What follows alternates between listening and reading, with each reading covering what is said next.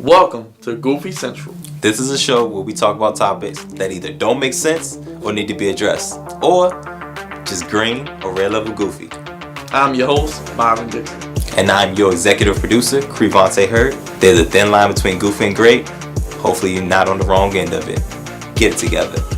We call him the captain of the goofy ship. Why? I'm the voice of reason here. Huh? Points to me when it's my turn because I didn't want to cut you off because I'm ready to talk.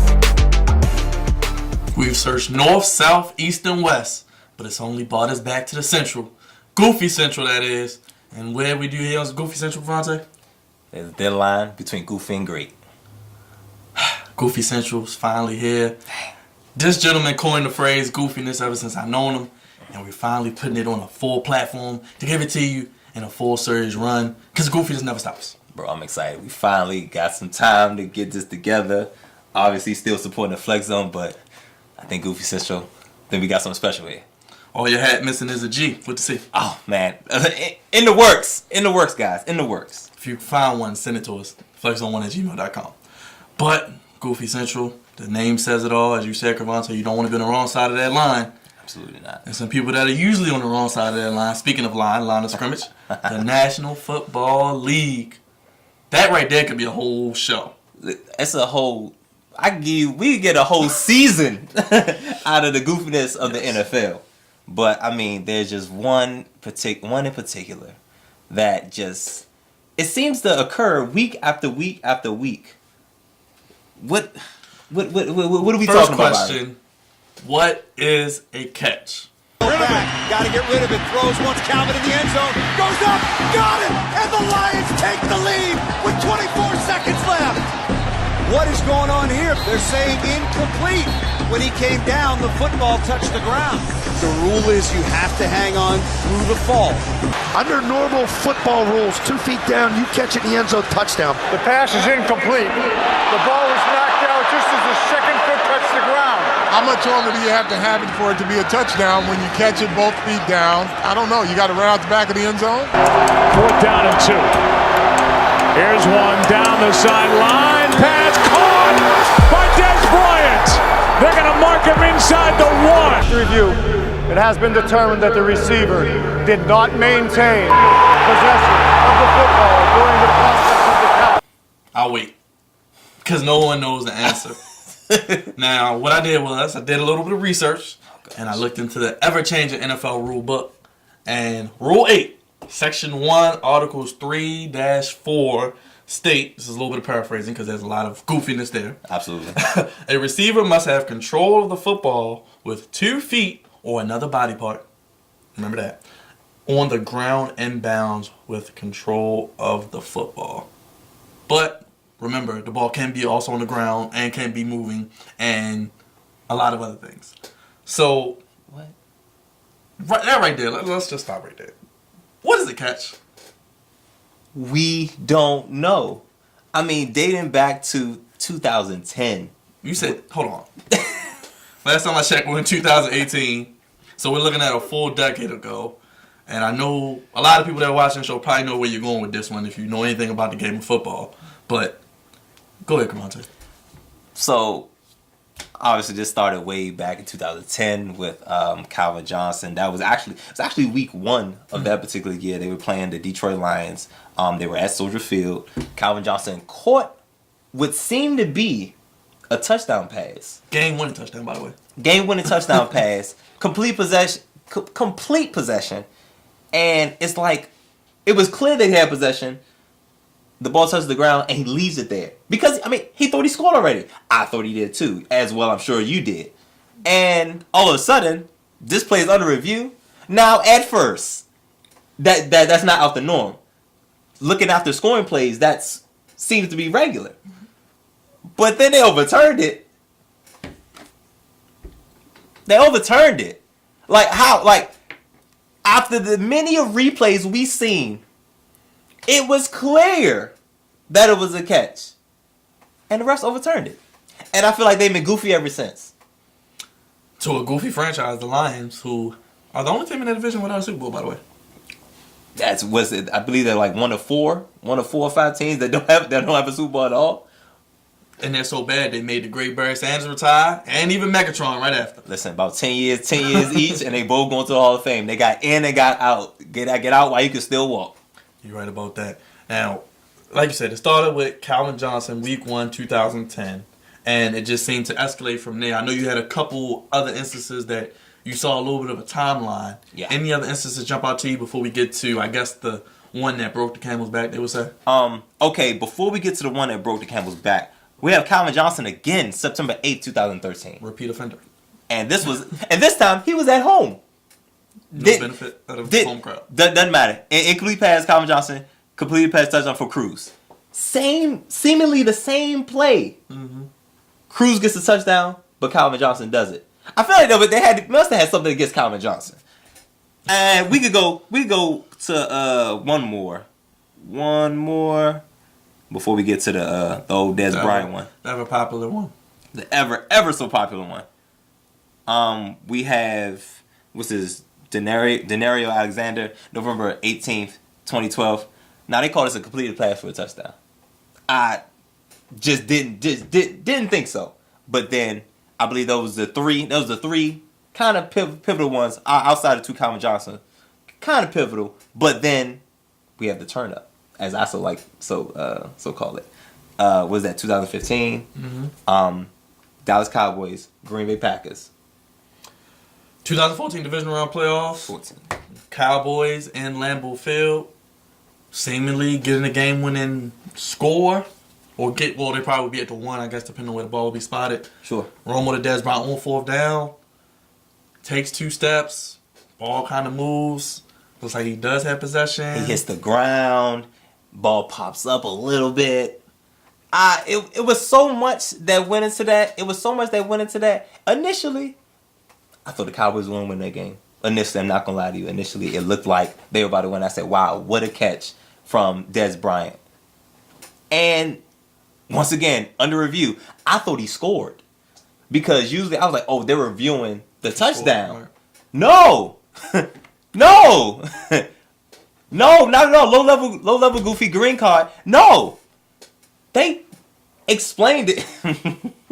The ref had to be up there for about 5 minutes trying to explain to the crowd what just happened. And it wasn't Lambeau Field, so obviously the crowd was cheering because they realized that it didn't matter. I didn't care what you said. As long as the last word you said was incomplete pass, that's all that mattered. But in the end, it's like, dang, I think the Cowboys they might have gotten robbed. Right. But I like to point something out. What? 2015, that's what I was thinking about. Mike Pereira, VP of officiating. You see him, they calling him a lot. Now he works in the broadcast booth. He made a job out of it. I look at that. Somehow, somebody's making money off of this. I'm just saying. In 2015, right after that play, the catch rule was read as follows: a player is considered to be going to the ground if he does not remain upright long enough to demonstrate that he is clearly a runner. I don't know. Should I continue? Because there's a lot more. I was going to say, go ahead. All right. If a player goes to the ground in the act of catching a pass with or without contact from an opponent, he must maintain control of the ball until after his initial contact with the ground. I got more. Go ahead. Whether in the field of play or in the end zone. If he loses control of the ball and the ball touches the ground before he regains control, the pass is incomplete. If he regains control prior to the ball touching the ground, the pass is complete. This was 2015. Mm-hmm. What did I just read a bunch of words at this point. It's like everything you read, you covered up with something else that makes no more sense. That's what I'm saying, but I hate when the NFL try to make words out of stuff. Like when they try to put things into words, it makes it so extra goofy, and that's why I got my red level card, because it's really high. Even when you went into your spiel about Rule 3, Section 1, Article 3-4, first of all, ain't nobody searching for that. It is available online, by the way. You can download a PDF if you would like a personal copy to read this while you're at work or at school. And while you're reading it, you can use these as bookmarks. So you don't forget where your goofiness ended. Yes. And then we have 2015. 2018. They updated the rule. Now, follow me. The new standard creates 3 elements of a catch or interception. Control, being in bounds, pretty important. Standard. And a football move. So what's a football move? Now, that's what I'm saying. In trying to explain what a catch is, it raises more questions. Football move, what is that? What is a football move, you might ask? I got you. A football move is considered any act common to the game, including a third step, tucking the ball away, extending toward the goal line, or the first down marker, turning upfield, or motion toward off an opponent or defender. Something like that. I guess something like this. Something that's common to the game. I feel like we just made things worse. Now, I think this came out, and we talked a little bit before, Patriots Steelers last year. Yes. So Steelers driving down. Yep. I think he throws it to his tight end. Was it McDonald, I believe? Or Jesse James. One of the tight ends. Jesse James. And he looks like he is scoring a touchdown. Yeah. And is making a football move. Going towards the goal line, deemed as though he was down. Right. But unfortunately, this was revamped in 2018, and that happened in 2017. Because when, see, the NFL is such a reactive league instead of being a proactive league like other leagues and other associations, I might add, that they wait for something goofy to happen. They wait for a one pivotal play that changed the potential outcome of a game. Steelers Patriots. This was both of them was vying for home field and playoff position. And what seemingly looked like a touchdown was overturned. I thought it was a football move. I don't know about you. I thought it was a football move. And now it feels like they're always trying to revamp what they're doing. Like I just read off 2 different aspects of the catch, and we still don't understand. So next time the catch situation happens, if it's in the playoffs, if it's a pivotal game, we're gonna get another one probably in 2020. Telling me what a catch is. And you told me the NFL was reactive. They even issued an apology about the Dez How? Bryant catch. What does that matter? About 4 years too late. What do you mean? That's what I'm saying. Like, I hate when the NFL does that. Reactionary. Listen, your apology means nothing. We took an L. Now, unless you're going to go back and take that L off, which we all know can't happen. Never has happened. Never has happened. It's not going to happen because one thing I noticed, once that clock hit triple zeros, it's over. It says final. I don't know if you've ever noticed, if you ever looked at a game, as soon as it hit triple zeros, it says final. Like we're not going off. The refs are going home. We're done with this matter. But to show some remorse, we're sorry. What? What are you talking about? That's why the NFL continues to be goofy. Even on the Flex Zone, they made my goofies of the week several times. Probably leading the standings of that. Has to be. Is there anything in particular that could be changed with the catch rule that you think is not in any of the 13 rules you just read? So eloquently, by the way. Gosh, I mean, one thing they need to stop doing is trying to put it into words, like, I agree. because I feel like every time they put into words, they make things worse. Yes. Because after every one I read, it's like, I seen something similar, but they call it 2 different ways. Right. That's what I'm saying. Like for the Cruz and Calvin Johnson, seemingly the same play, but 2 different outcomes. I feel like number one, the refs and the NFL, or they need to sit with Mike Pereira and know and understand. Maybe they need to take a test. Maybe they need to take. I don't know, because the number one thing, no matter how much the wording is, it's up to the refs. And the refs is showing the greatest example of human error there is when you see the two of the same plays, but 2 different outcomes. So the refs need an extreme training. Seems like it's an interpretation type of rule as well, because different crews may call it a different way. Mm-hmm. Do you need a catch expert, maybe? A catch expert? If that's such a thing, they need to come on the show. Because a catch expert, please.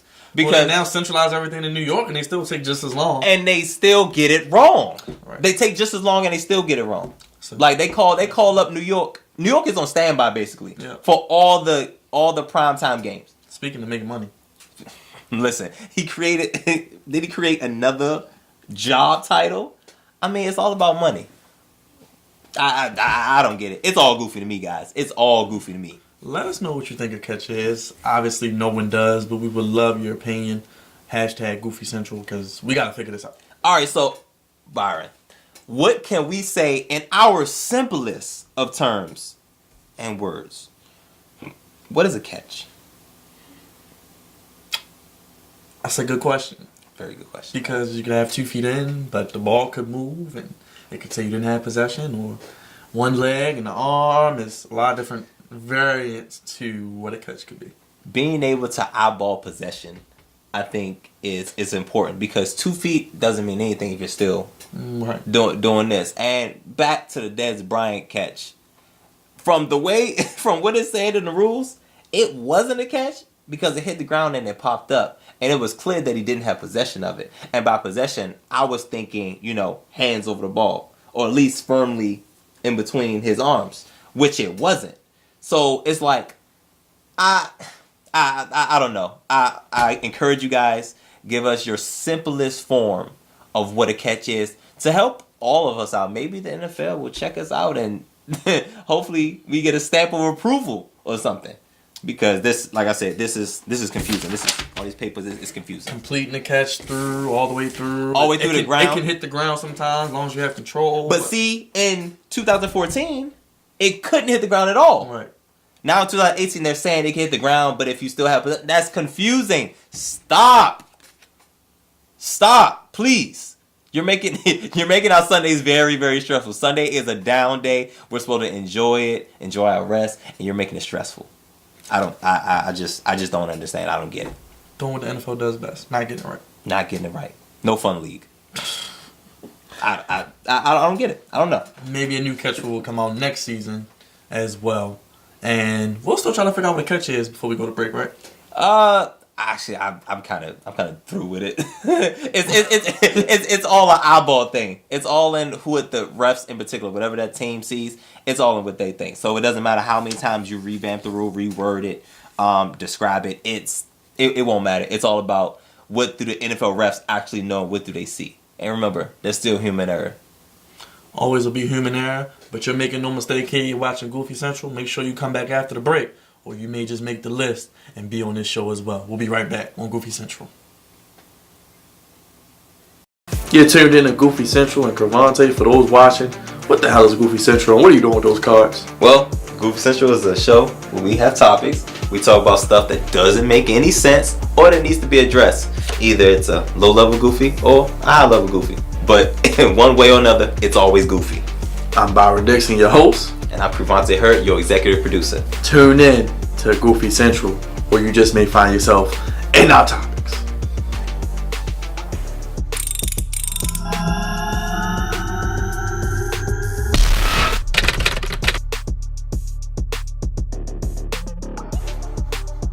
Back here on Goofy Central, and the goofiness just doesn't stop, does it? It continues. Just continues. And before the break, we were talking about the NFL. Guess what? More NFL rules for you. This time with a little bit of NCAA flair. Rule. Watch this. He's holding him up. Do we get it right? Mm-hmm. Well, you've all heard about it if you follow football. You lead with a helmet, it's going to be a penalty and maybe even more. Personal foul, unnecessary roughness, use of the helmet. Big tackle. We're seeing it for the first time. Oh, it's just a good football play, man. Here's the problem with this, okay? You're putting defensive players in a position, and he didn't try to lead with his head. He tried to lead with his shoulder. Now, let's go to college football real quick. Sure. They've had a targeting rule in place for a little while now.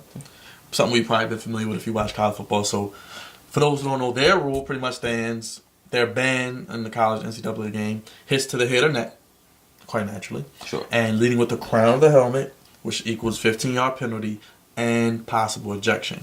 Now, they can review to confirm if the player should be ejected or not, but they can't take back the 15-yard penalty. No, of course not. So, you might not get thrown out, but the penalty will still take effect. Sure. And also, something I did not know. Always learn something new when I look at these rules.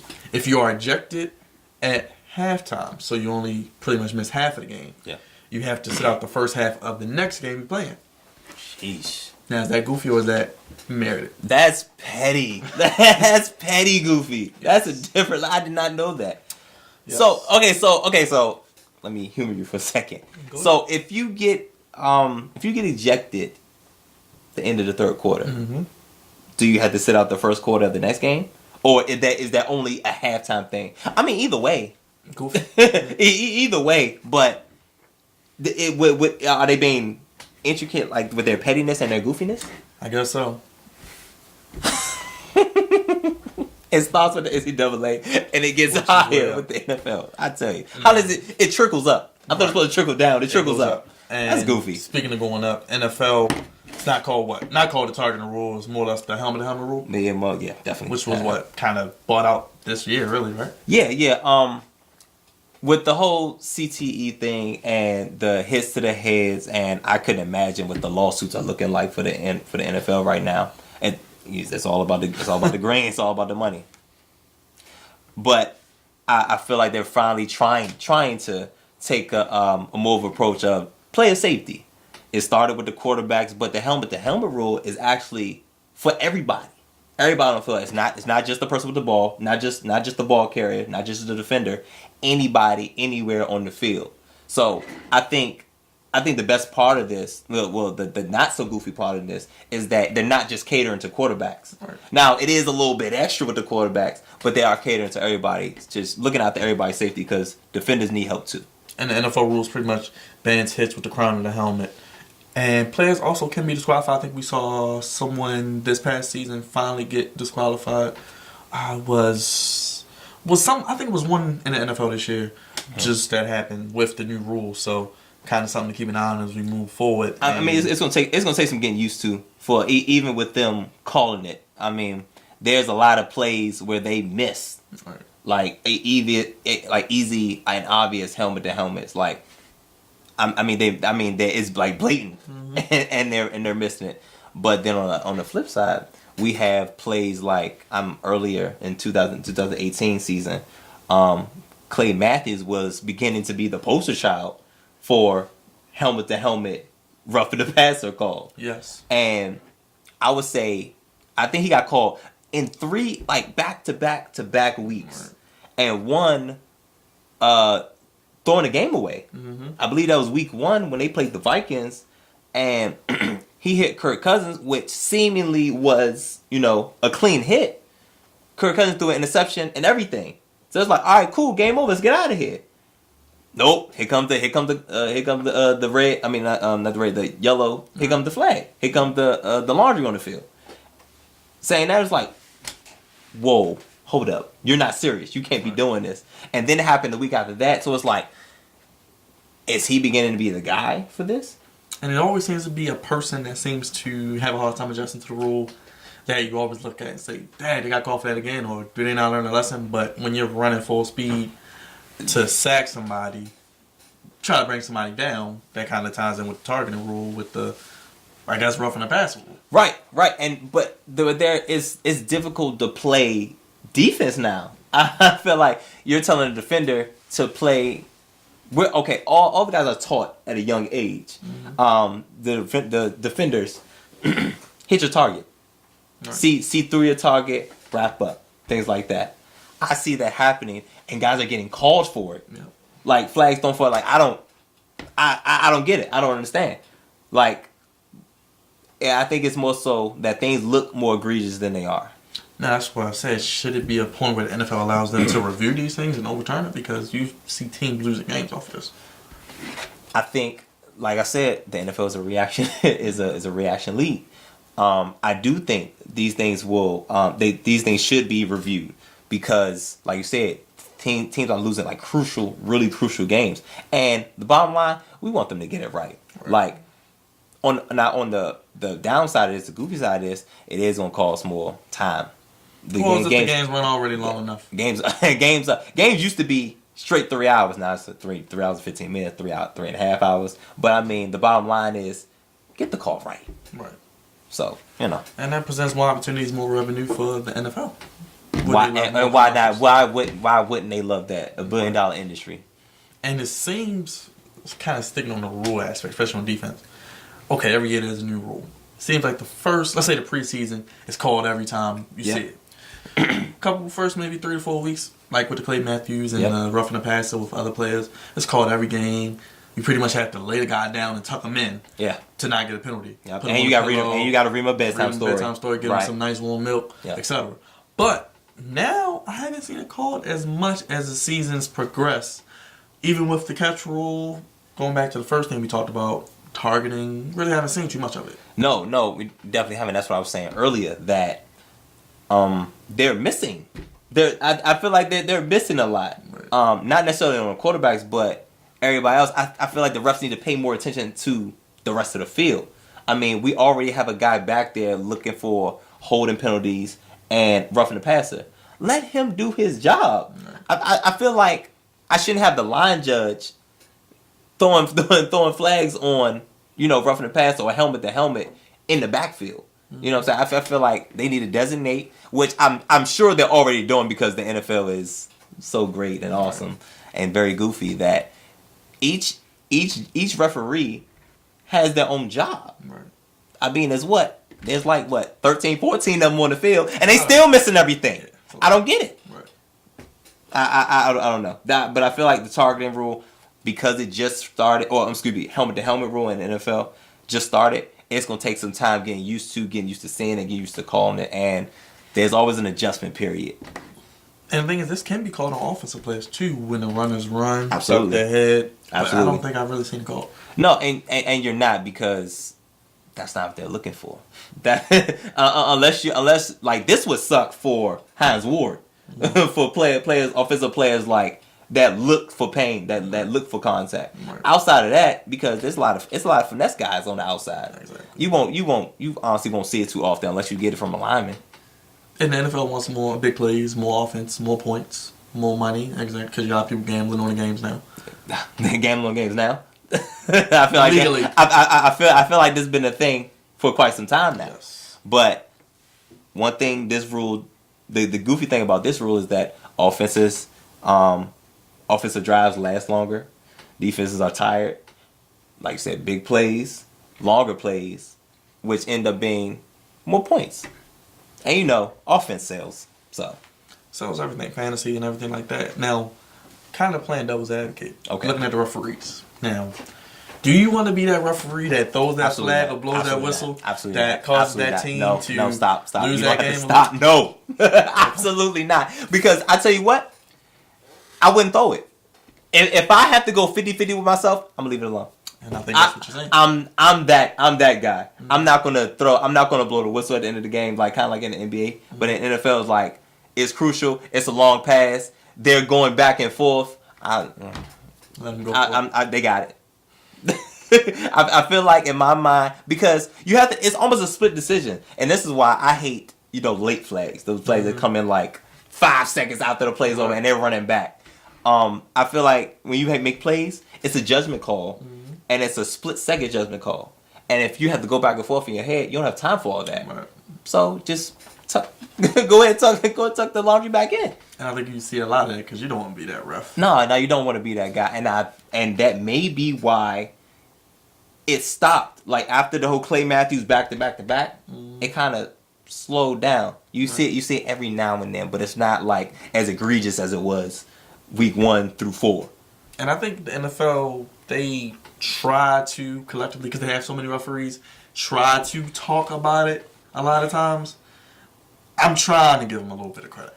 Some try better than others. Obviously, you have better crews, but some of them, they do try to conference and talk it out. Not saying they get it right all the time, but they try.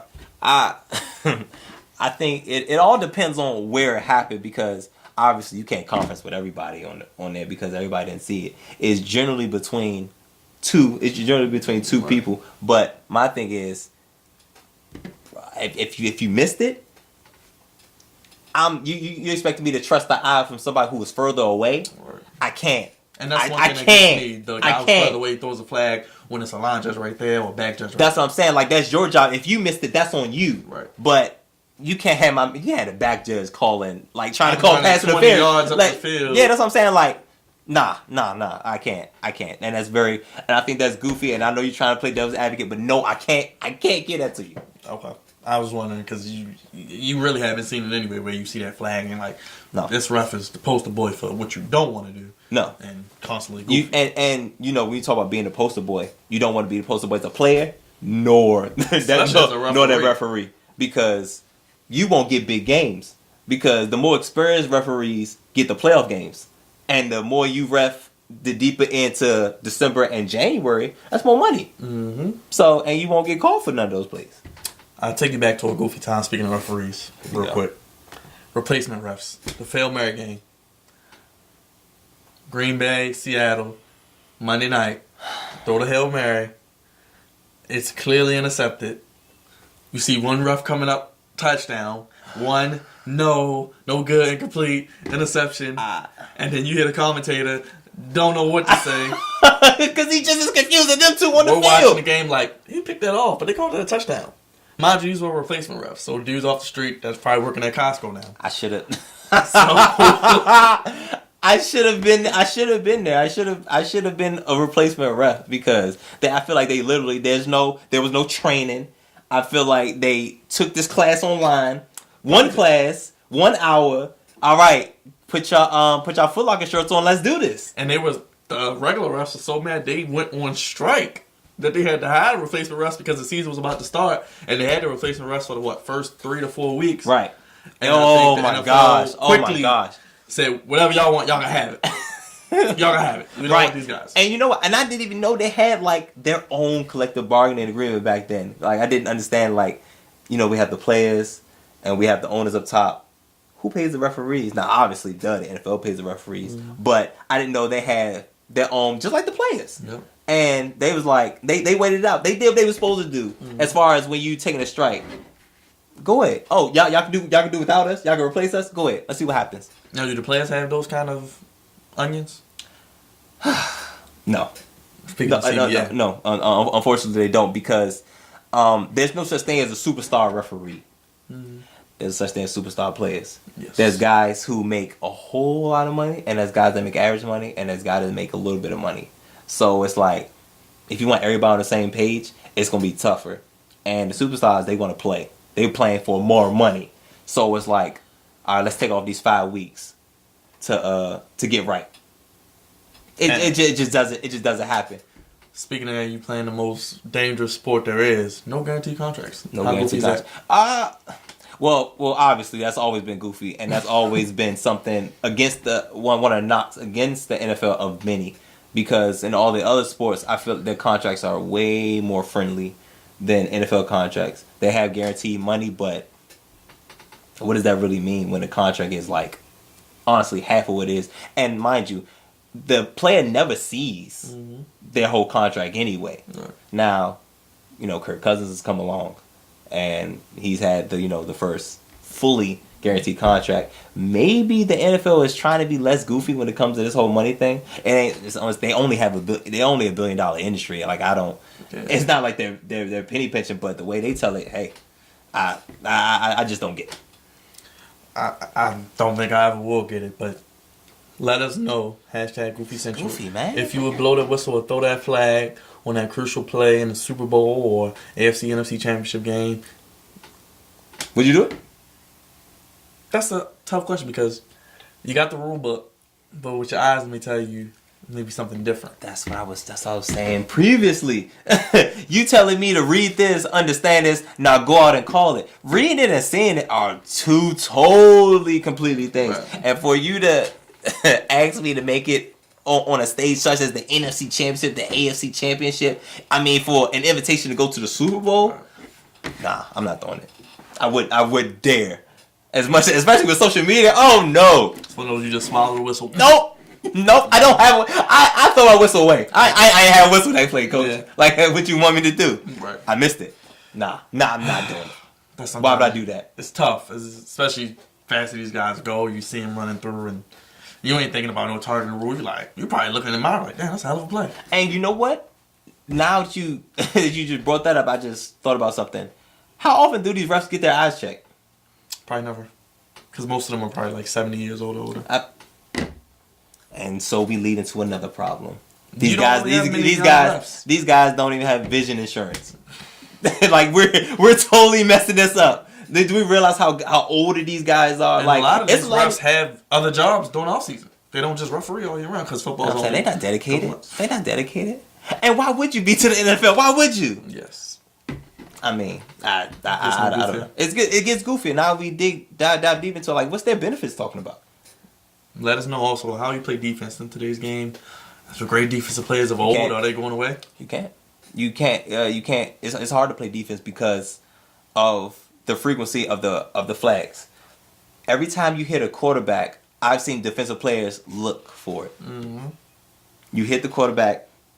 You seemingly did everything right. A form tackle, a hit. You didn't hit him in the helmet. You didn't hit him in the knees because that's becoming a thing too. Yes. The strike zone between when you hit a quarterback is like in the numbers, but like right under the pads. Yeah. But I feel like they shrink the strike zone every year. And you can't land your body weight on them. Oh gosh! Don't tackle him and put your body weight on him. Oh my gosh! So don't tackle him. Don't do anything. So you just gotta grab him and dance. grab, dance, and pay for his Uber. That's what I'm saying. Like it's getting so soft on that end of it, which is the end all be all, because the quarterback, that's the moneymaker. Right. How dare you hit our quarterback? What is wrong with you? That's our moneymaker. That's what makes the NFL money. Right. And you defend us because y'all want to be great. Stop it, please. Boy, playing for the next contract. What's wrong with you? Come on now. Makes sense, it's goofy. That's what it is. It's goofy. NFL has a new player. I think a CBA is on the horizon next few years, by the way, also. God, I feel like that thing happens more and more, and we always cringe because we saw what happened. Like, not just with replacement refs, we have replacement players. Like, we don't want to go through that. Practice squad players? Anybody? Hey, listen, I'm down. What they used to do back in the day, have the open trials, had people off the street, literally. Bus drivers, Walmart trying to quit their jobs. Quit their regular UPS job. delivery man, FedEx, cell phone repairman. They came in uniforms of the job that they currently work at, trying to trial for the Eagles. That was a movie, right? The dude. Sure was. Okay, that was the thing. Yep, that was the thing. That was the thing that happened. It was goofy. That's what it was. Just call it what it is. It's goofy. Call a spade a spade. That's what we always gonna do here on Goofy Central. We're gonna call a spade a spade. And if it's goofy, then it's goofy. Let us know what you think on social media. # Goofy Central. Speaking of social media, how can they keep up with us, Crevonte? How can they keep up with us? Well, for now, at the Flex Zone 1. Byron, how can they keep up with you in particular? Oh, at BKD_TV. And of course, at the Flex Zone 1. Twitter, Instagram, Facebook. The Flex Zone. And YouTube. Not the first one? Only one. YouTube.com/theflexzone1. Subscribe, like, all the Goofy Central. All your needs will be right there on YouTube as well. That's called progress. This whole YouTube thing, we still learning. That's called progress. And you stayed all the way through this episode, so you're not goofy. So, I guess, Crevonte, this slogan won't apply to them. Well, there's a thin line between goofy and great. And the NFL was always on the wrong end of it. At Crevonte Hurt. This is Goofy Central. For Crevonte, I'm Byron. See you next time. And as always, stay goofy, my friends.